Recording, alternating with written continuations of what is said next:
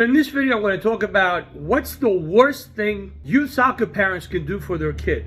In my opinion, it's constantly helping your children from the sidelines. Now, in our futsal trainings, we have parents that during trainings, they sit very close to the courts. And you can constantly hear them telling their children what to do. Like us, professional futsal trainers don't see what the children do right or wrong, and they pay us to help them. The biggest error in youth sports, especially in soccer and futsal, that's what I coach, is helping your child, telling them what to do. It's okay for young children not to be able to do things right. It's okay for them to fumble through it.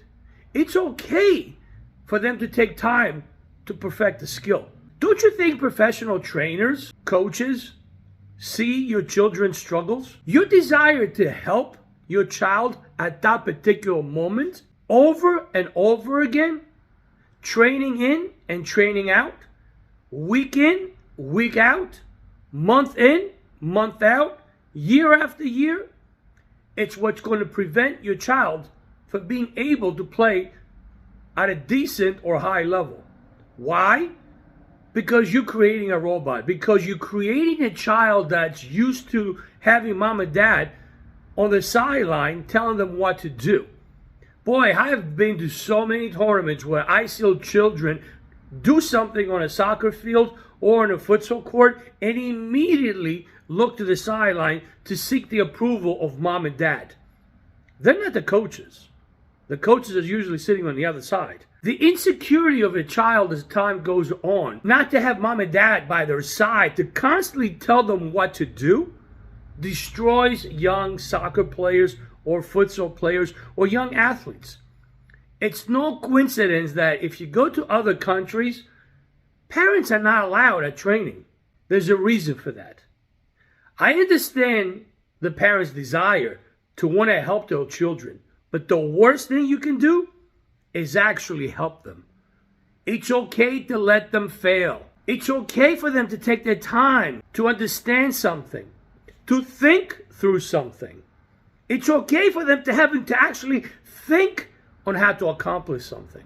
Don't forget, there's trainers there that they see their mistakes. Now, in America, one of the biggest misconceptions is that if a trainer is not constantly yelling or screaming at the children, oh, he's not a good trainer. That's the furthest thing from the truth. If you want to make your child a robot, if you want to diminish your children's percentages of playing at a high level, keep helping them every single time they fail. Only the future is going to show if you were right or wrong. A year from now, 2 years from now, 5 years from now, when they become teenagers and they still cannot read the game, cannot think for themselves, you understand what I'm talking about. Skills are not enough. Particularly soccer or football, in my sport, having good foot skills is not enough. At a decent level or a high level, at the collegiate level, at the professional level, everybody's got good skills. How fast they can think, how well they can think. Can they think at all on their own without the coaches screaming at the sideline? Which, by the way, is being promoted for television stuff.